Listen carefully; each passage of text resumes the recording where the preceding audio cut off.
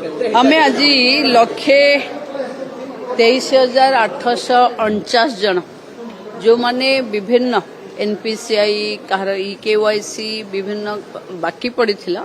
तार field verification परे आमे 62 कोटी टंका आज महिला मान खाता को गला भावुची आहुरी लक्षे जो आमर बाकी अच्छी तार फील्ड वेरिफिकेशन सरला परे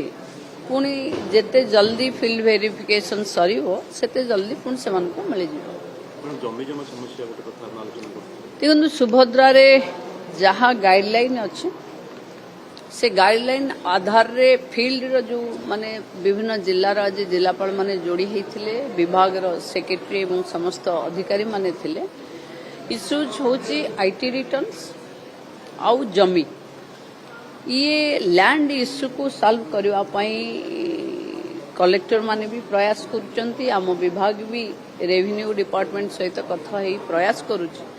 जेते जल्दी ये जो 5 एकर इरिगेटेड लैंड थिले सुभद्रा मिलबनी एटा बहुत जगह रे पेंडिंग रही एटार गोटे एंड पॉइंट को हमको नबा को पड़िबो तो सेप्टेम्बर पूर्व जेबे पुन दिया हबो राखी पूर्णिमा पूर्व से पूर्व एक सारिबा दया करी आम चैनल को लाइक शेयर एवं सब्सक्राइब करंतु।